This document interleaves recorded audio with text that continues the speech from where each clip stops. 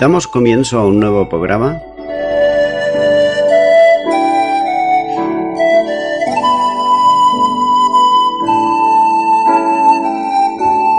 Servidores de Dios. Quien te habla es Manuel Cornejo.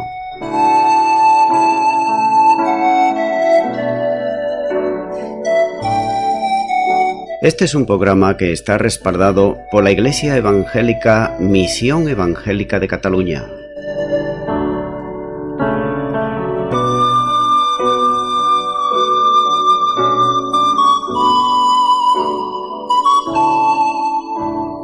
Estamos situados en la ciudad de Sabadell, en la avenida Matadepera número 239.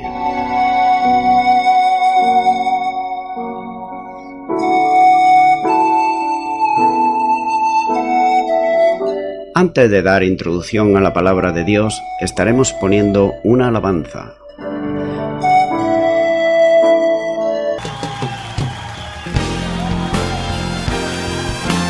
Cante al Señor toda la creación, honra y poder, majestad sea al ver. Montes caerán y el mar rugirá al sonar de tu nombre. Canto con gozo al mirar tu poder, por siempre yo te amaré y diré incomparables promesas me das, Señor.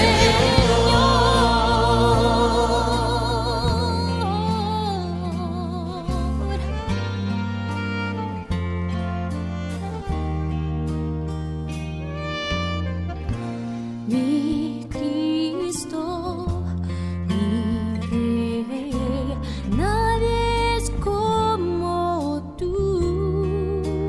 Toda mi vida quiero exaltar las maravillas de tu amor. Consuelo, mi refugio, torre de fuerza y poder, con todo mi ser, lo que yo soy, nunca cesará de adorar. Cante al Señor toda la creación, honra y poder, majestad sea al Rey. Montes caerán y el mar rugirá al sonar de tu nombre.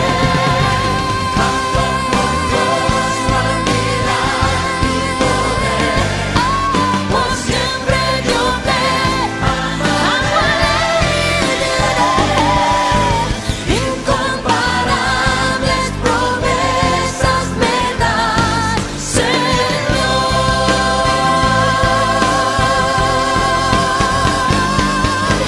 Incomparables promesas me das, Señor, Señor, Señor, aleluya. Incomparables promesas me das,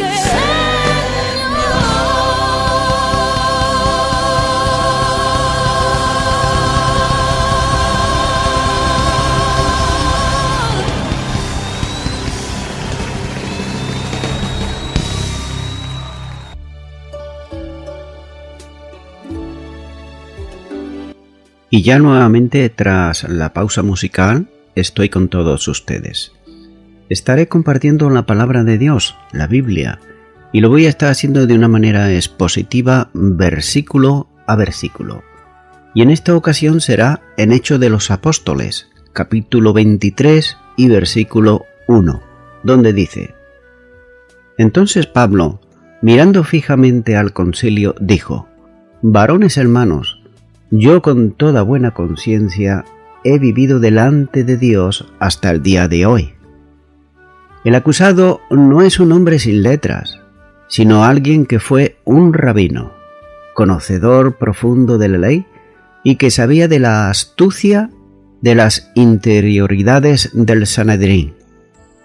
No era un hombre lleno de miedo, sino alguien que, sin tener ningún cargo de transgresión sobre él, comparece acusado falsamente ante el concilio. No se dice cómo fue la presentación del apóstol Pablo ante el concilio, pero es muy probable que antes de la llegada al lugar de la audiencia del sumo sacerdote hubiese informado a todos de la razón de aquella convocatoria, aunque ya habrían tenido que indicarles a los convocados la causa, aunque fuese de forma genérica. Entonces, ¿estuvo Lucas presente en aquella reunión?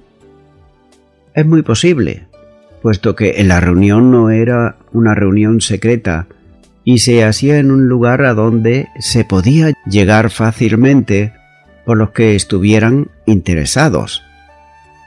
Pablo guardó un momento de silencio mientras miraba fijamente al concilio. Estaba en un lugar donde, año antes, allí había estado Esteban y en la misma condición de él. Es cierto que nadie había presentado cargos concretos contra Pablo y que su presencia allí se debía especialmente al deseo del tribuno que tenía de conocer por qué causa la gente pedía su muerte. Estaba allí desde la condición de un israelita que había sido compañero de los que ahora estaban en el concilio.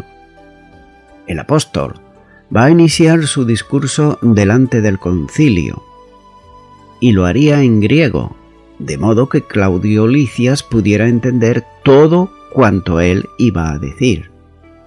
Sigue diciendo este versículo: dijo: varones hermanos.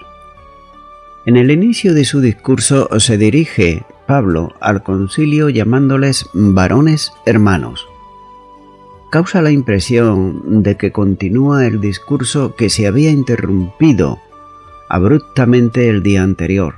De ahí, como la continuación simplemente se dirige a los varones hermanos presentes, y lo hace como compañeros de los que estaban en el concilio. No se dirige a ellos como padres, sino como a hermanos. Continúa diciendo este versículo: yo con toda buena conciencia he vivido delante de Dios hasta el día de hoy. Enlazado con lo que había dicho el día anterior, prosigue haciendo una referencia a la forma en que su vida se había desarrollado, a la referencia hecha a las palabras de Jesús sobre su ministerio, como así lo muestra en Hechos capítulo 22 y versículo 21, cuando dice: pero me dijo, ve, porque yo te enviaré lejos a los gentiles. Como si se tratase de un paréntesis que duró casi un día, va a continuar desde ahí, testificando delante de todos de cómo había sido su vida, tanto antes del encuentro con Jesús como desde ahí en adelante. Su testimonio es claro: con toda buena conciencia he vivido delante de Dios hasta el día de hoy. Esa buena conciencia indica que no había causa por la que se le pudiera acusar delante del concilio. El testimonio personal sobre su conciencia está relacionado con Dios, es decir, delante de Dios. Los hombres no pueden conocer hasta dónde la conciencia conecta, pero, en cambio, Dios sí. Él pone a Dios por testigo de su comportamiento, que es correcto delante de Dios. Es también la expresión de un creyente cuya conciencia ha sido limpiada. Por tanto, nadie puede juzgarle por su fidelidad al Señor, dejando todo el juicio para Él, es decir, para el Señor, tal y como él luego escribiría en la primera carta a los Corintios, capítulo 4, versículo 4, y primera de Timoteo, capítulo 1, versículo 15, versículo 19 y capítulo 3, versículo 9. La conciencia honesta o correcta delante de Dios incluye también la relación con la observancia de la ley, como él mismo decía, en cuanto a la justicia, que es la ley irrepresible. Filipenses capítulo 3 y versículo 6. Él, Pablo, había procurado tener una buena conciencia tanto delante de Dios como también delante de los hombres. Esta es la razón por la que, escribiendo a los Corintios, les dice, en la segunda carta a los Corintios, capítulo 1 y versículo 12, dice: porque nuestra gloria es esta, el testimonio de nuestra conciencia, que con sencillez y sinceridad delante de Dios, no con sabiduría humana, sino con la gracia de Dios, nos hemos conducido en el mundo, y mucho más con vosotros. Continúa ahora con el versículo 2, donde dice: el sumo sacerdote Ananías ordenó entonces a los que estaban junto a él que le golpeasen en la boca. El discurso de Pablo no siguió más allá de las palabras introductorias, ya que el sumo sacerdote presidente del Sanedrín mandó a los que estaban cerca de él que le golpeasen en la boca. Lucas cita el nombre del sumo sacerdote, que se trataba de Ananías. Ya se ha hecho referencia a la catadura moral de este hombre, Ananías. Tal persona no hacía honor a su nombre en hebreo, que significa Yahvé ha obrado con gracia. El sumo sacerdote había sido nombrado por Herodes de Cacis en el año 47 después de Cristo. Era de la familia de Anás, a quien los judíos tildaban de raza de víboras, y descrito por sus contemporáneos como un hombre glotón, codicioso y dado a los placeres de proverbial sensualidad, a quien nadie podía controlar en ponerle coto a su disposición de buscar sus intereses y sus placeres a cualquier costo. El comentarista F.F. Bruce comenta sobre este personaje y dice lo siguiente: el sumo sacerdote en aquel tiempo era Ananías, hijo de Nebedeo, quien recibió el cargo de Herodes de Cacis, hermano menor de Herodes Agripa I, en el año 47 después de Cristo, y lo mantuvo por 11 o 12 años. No añadió ningún crédito al sagrado cargo. El historiador Josefo cuenta que sus siervos iban a las eras a apropiarse de los diezmos que correspondían a los sacerdotes comunes. Y el Talmud conserva una parodia, concretamente del Salmo 24, versículo 7, en el que se satiriza su codicia, cuando dice: levanten sus cabezas, oh puertas, para que entre Johanan ben Nabai, el discípulo de Picaí, y llene su vientre de los sacrificios divinos. Unos 5 años antes de la época del legado de Siria, lo había enviado a Roma bajo la sospecha de complicidad en un cruento conflicto entre habitantes de Judea y habitantes de Samaria. Pero, gracias a la intervención de Agripa, el joven, el emperador Claudio lo sobreseyó y restauró al sumo sacerdocio. Su gran riqueza hizo de él un hombre de cuidado, aun después de haber sido destituido del cargo, y no tuvo escrúpulos para utilizar la violencia y también el asesinato para promover sus intereses.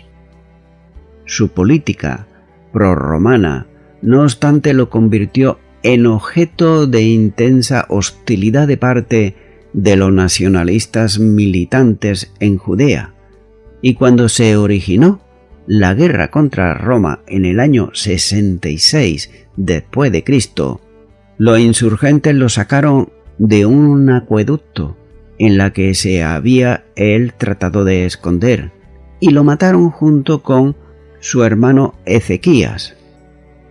Su hijo Eleazar, capitán del templo, tomó feroz represalia contra sus asesinos.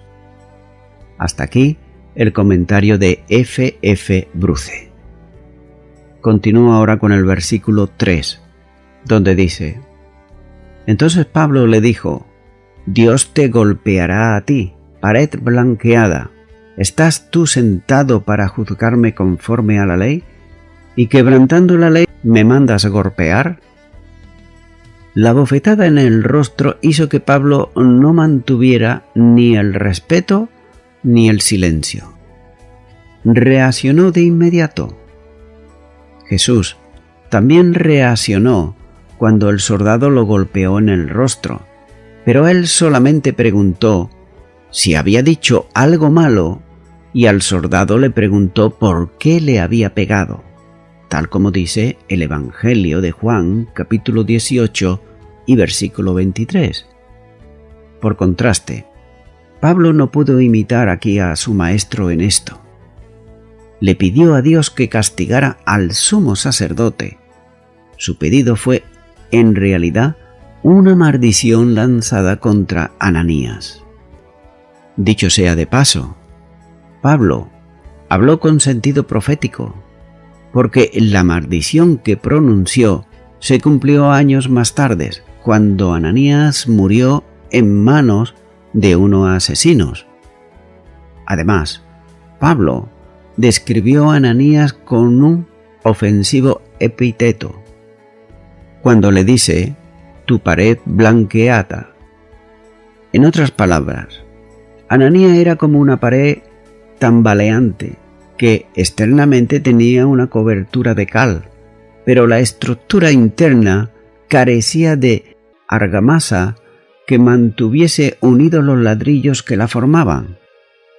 Si una lluvia torrencial le llegaba la cobertura y soplaba el tiempo, la pared se vendría abajo, tal como muestra la palabra de Dios en el Antiguo Testamento, en Ezequiel capítulo 13 versículos 10 al 12. Otra comparación es la de la tumba cuya pintura exterior oculta los huesos de muertos en su interior, tal como el mismo Señor Jesús dijo en el Evangelio de Mateo capítulo 23 y versículo 27. No hay duda que Pablo trató de pintar el carácter de Ananías, por lo tanto recurrió a un término de abuso general. Cuando le dice: te sientas a juzgarme según la ley, pero al ordenar que me golpeen, tú mismo estás quebrantando la ley.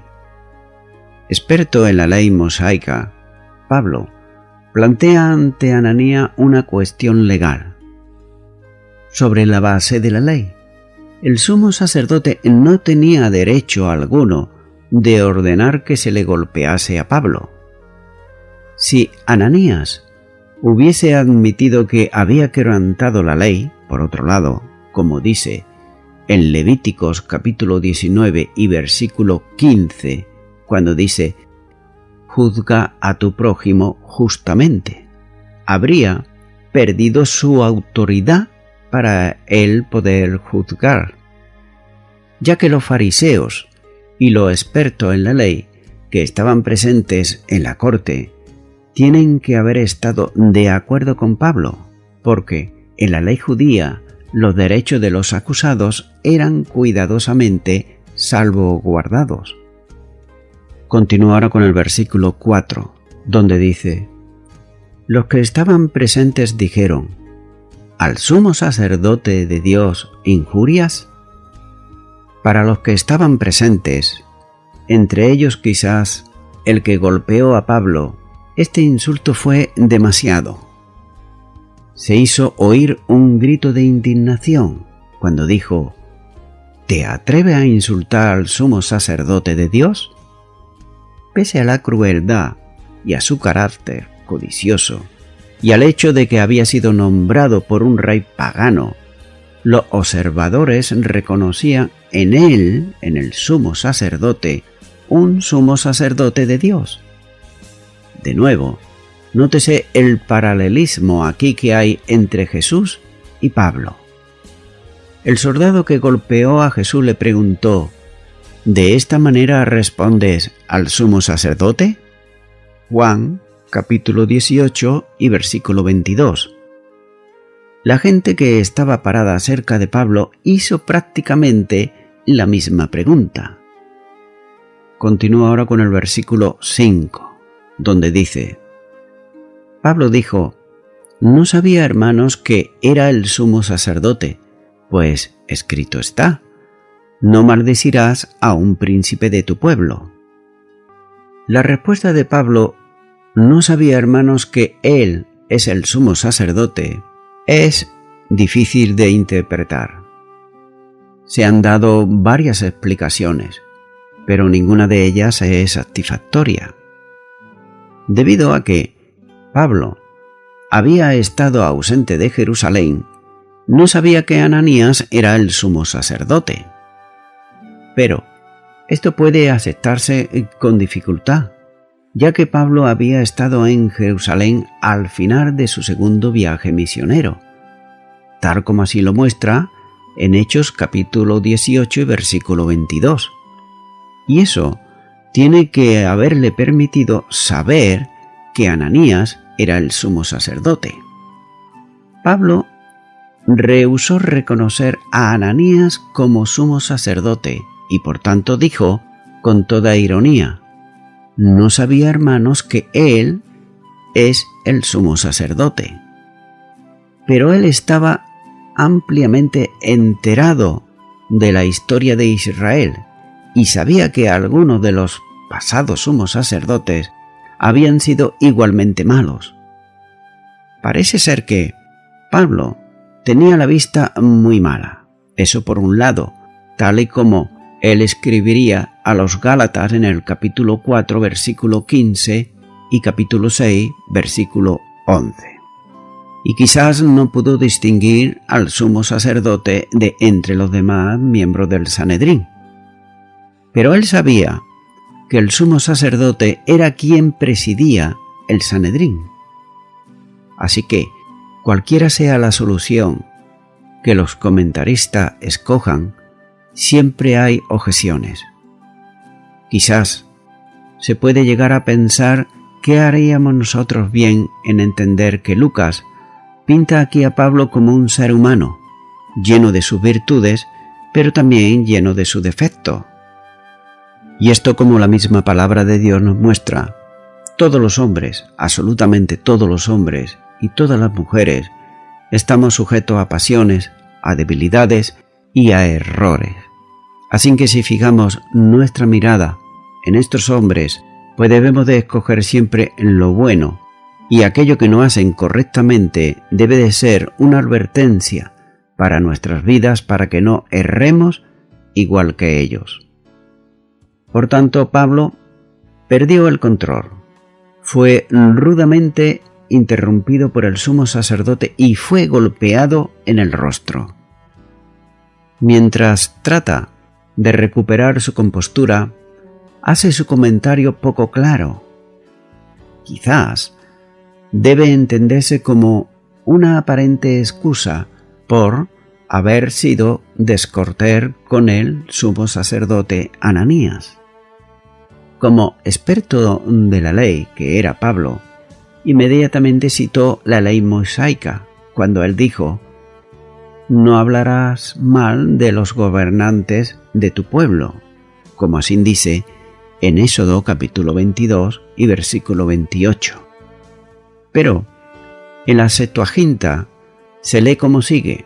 En Éxodo capítulo 22 y versículo 27 dice: no denigres a Dios ni maldigas al gobernador, es de tu pueblo. Para ser preciso, los rabinos entendían la palabra de Dios como jueces. Y Dios quiere que su pueblo respete a su gobernante y obedezcan también a las autoridades que Él ha puesto, tal como también Pablo escribiría en la carta a los Romanos capítulo 13 y versículo 1. Y también el apóstol Pedro en su primera carta de Pedro capítulo 2 versículos 13 y 14. Pablo sabía que él tenía que mostrar obediencia a la autoridad espiritual del sumo sacerdote, y así citó la Escritura con el propósito de disculparse ante Ananías y ante toda la corte. Continuaron con el versículo 6, donde dice: Entonces Pablo, notando que una parte era de saduceos y otra de fariseos, alzó la voz en el concilio: Varones hermanos, yo soy fariseo, hijo de fariseo. Acerca de la esperanza y de la resurrección de los muertos se me juzga. Lucas presenta a Pablo como un hombre que vio la oportunidad de hacerse cargo de la situación. Pablo, que había sido educado como un fariseo bajo un maestro capaz y miembro del Sanedrín, como era Gamaliel, conocía los partidos que había en la corte y sabía que el partido gobernante, que era minoritario, eran los saduceos, mientras que los fariseos, que constituían la mayoría, ejercían gran influencia, especialmente en asuntos teológicos. Además, se dio cuenta Pablo que el propósito de esta reunión era proveer información útil al tribuno romano Licias. Hombres y hermanos, yo soy fariseo, hijo de fariseos, dijo Pablo. El texto indica que el ruido en el salón donde se efectuaba la asamblea alcanzó tal intensidad que Pablo tuvo que gritar para ser oído. Sin ninguna duda, se identificó como fariseo, y en verdad había sido un miembro de ese partido en sus días de estudiante, como así lo muestra Hechos de los Apóstoles, capítulo 26, versículo 5, y Filipenses, capítulo 3 y versículo 5. Además, cuando volvió a Jerusalén, a final de su viaje tercero, misionero, supo que miles de judíos cristianos eran celosos de la ley, es decir, como fariseos, como así dice Hechos de los Apóstoles, capítulo 21 y versículo 20. Y aún cuando difería con estos cristianos judíos en algunos puntos, él, por respeto a su preocupación, se sometió a los ritos de purificación y ofreció sacrificio en el templo, como también muestra Hechos de los Apóstoles, capítulo 21 y versículo 26. En materia doctrinal, Pablo estaba de acuerdo con los fariseos. Por lo tanto, no debemos acusarlo de faltar a la verdad. De manera que Pablo de nuevo se dirige a los miembros del Sanedrín diciéndoles hombres y hermanos. Pablo astutamente maneja el espíritu partidario y se ubica al lado de la mayoría constituida por los fariseos. Cuando dice Pablo, soy fariseo, hijo de fariseos, la frase hijo de no necesariamente se refiere a sus antepasados, sino que este es un término general que era común entre los judíos. Por ejemplo, cuando ellos solían decir hijos de Abraham e hijos de David. Aquí la frase parece significar que respaldaba al partido farisaico. Sigue diciendo este versículo: estoy siendo juzgado por la esperanza en la resurrección de los muertos. Pablo tocó un asunto conflictivo, la doctrina de la resurrección, que unía a los fariseos y también a los cristianos, pero separaba a los fariseos de los saduceos. En la iglesia cristiana judía primitiva, una persona podía llegar a ser cristiano y seguir siendo fariseo, pero un saduceo tendría que cambiar toda su postura teológica. Cuando Pedro y Juan predicaron, y ellos dijeron, en Hechos de los Apóstoles capítulo 4 y versículo 2, en Jesús la resurrección de los muertos, los saduceos se le opusieron rotundamente. Los saduceos rechazaban esta doctrina y reaccionaron con vehemencia contra Pablo. Afirmó que estaba siendo juzgado por su esperanza en la resurrección de los muertos. En futuros discursos, Pablo de nuevo mencionó el término esperanza. Por ejemplo, ante rey Agripa, explica con elocuencia este concepto cuando él dice, en Hechos de los Apóstoles capítulo 26 versículo 6 al 8. Y ahora, por la esperanza de la promesa que hizo Dios a nuestros padres, soy llamado a juicio, promesa cuya cumplimiento esperan que han de alcanzar nuestras 12 tribus, sirviendo constantemente a Dios de día y de noche. Por esta esperanza, oh rey Agripa, soy acusado por los judíos. ¿Qué? ¿Se juzga entre vosotros cosa increíble que Dios resucite a los muertos? Y en su reunión con los líderes judíos en Roma, explica que él es un prisionero por la razón de la esperanza de Israel, tal y como dice en Hechos capítulo 28 y versículo 20. Esta esperanza, entonces, está centrada en la resurrección de los muertos.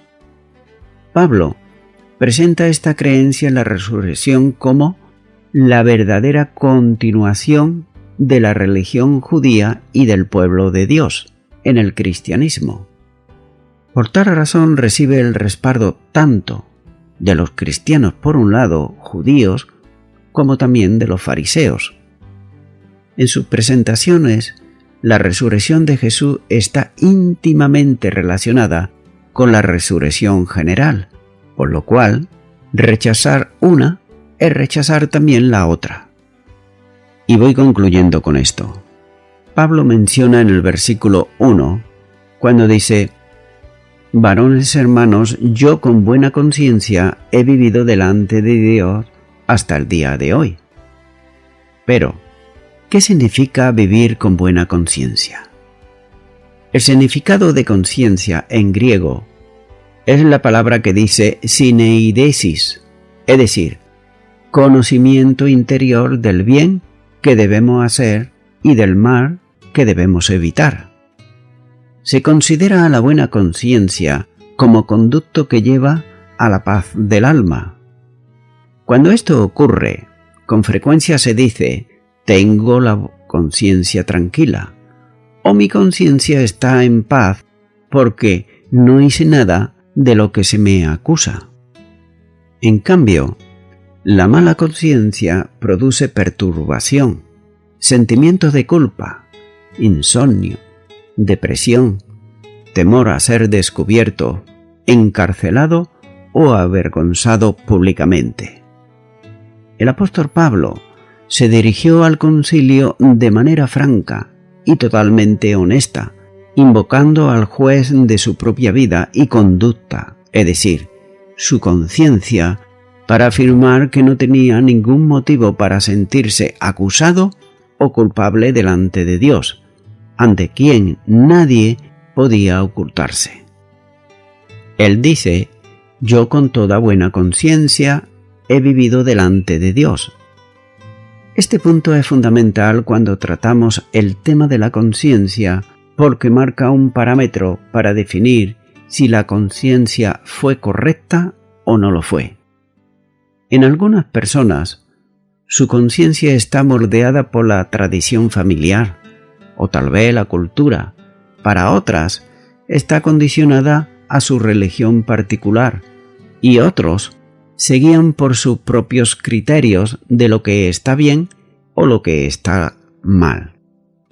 El apóstol Pablo consideró que su conciencia era buena por su obediencia a los mandamientos de Dios. Esa era una regla, su modelo de vida, que formaba su mismo carácter. Él siempre tenía en cuenta que estaba delante de Dios y que Dios observaba todo lo que él pensaba y también hacía. Y delante de Dios pudo afirmar que tenía una buena conciencia.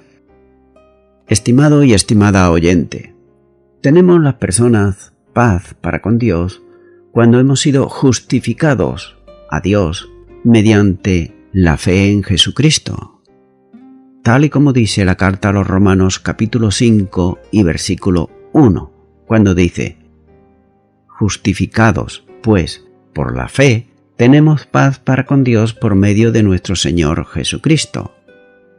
No solamente tenemos paz para con Dios, sino también hemos sido justificados por Jesucristo, por el hecho de haber creído en su obra redentora a favor del pecador arrepentido. Y también hace que tengamos una buena conciencia, ya que nadie nos podrá acusar delante de Dios. Amigo y amiga oyente, a ti me dirijo. Si tú no tienes paz para con el Señor Jesucristo, si aún no has sido justificado por Él, si aún tu conciencia no es una conciencia buena y tú sabes que lo que estás haciendo no es correcto delante de Dios, pues yo te animo a que tú ahora, delante de Dios, puedas orar conmigo esta oración de fe para recibir a Jesucristo como Señor y Salvador. Ora conmigo ahí a donde estás y repite: Señor Jesús, hasta el día de hoy he obrado según mi propia conciencia, haciendo siempre lo que es provechoso para mí sin tenerte en cuenta a ti. Sabía muchas veces que lo que hacía no era bueno, pero lo hacía. Pero en el día de hoy me arrepiento de todos mis pecados y te pido perdón por todos ellos. Me arrepiento, te abro mi corazón y te recibo como Señor y Salvador. En el nombre de Jesús. Amén.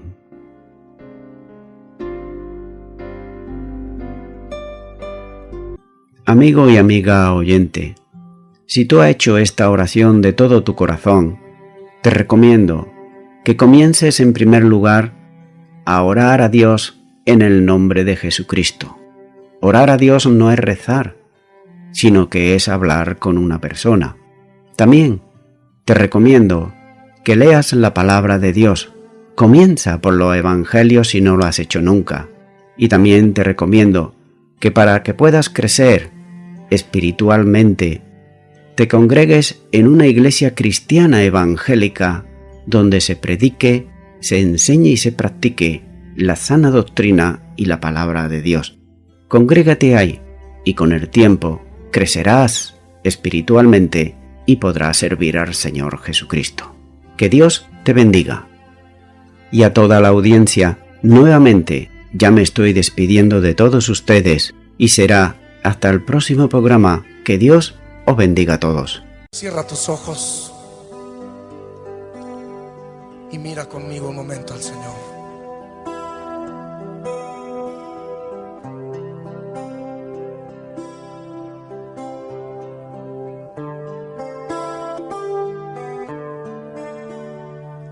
Tus ojos revelan que yo nada puedo esconder, que no soy nada sin ti, oh fiel Señor.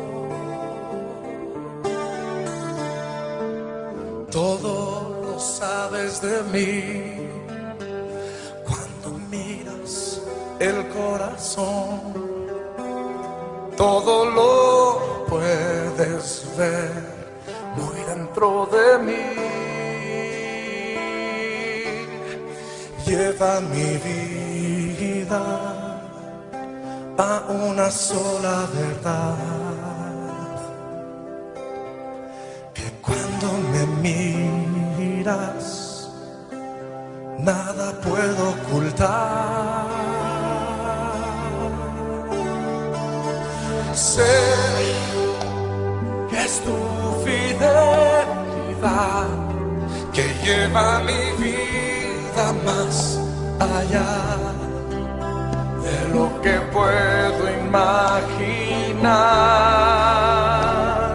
Sé que no puedo negar que tu mirada puesta en mí me llena de tu paz. Tus ojos revelan que yo nada puedo esconder, que no soy nada sin ti, oh fiel Señor, porque todo lo sabes de mí cuando miras el corazón y todo lo puedes ver muy dentro de mí. Lleva mi vida a una sola verdad, que cuando me miras nada puedo ocultar. Sé que es tu fidelidad que lleva mi vida más allá de lo que puedo imaginar. Sé que no puedo negar que tu mirada puesta en mí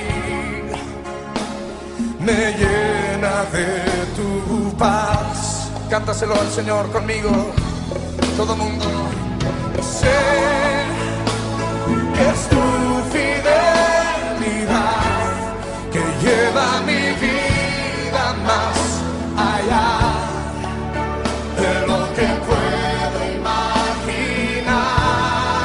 Y yo sé que no puedo negar que tu mirada puesta en mí me llena de tu paz. Díselo de nuevo al Señor. Yo sé que es tu fidelidad que lleva mi vida mucho más allá de lo que puedo imaginar. Hoy yo sé que no puedo negar que tu mirada puesta en mí me llena de tu paz, que tu mirada puesta en mí me llena de tu paz,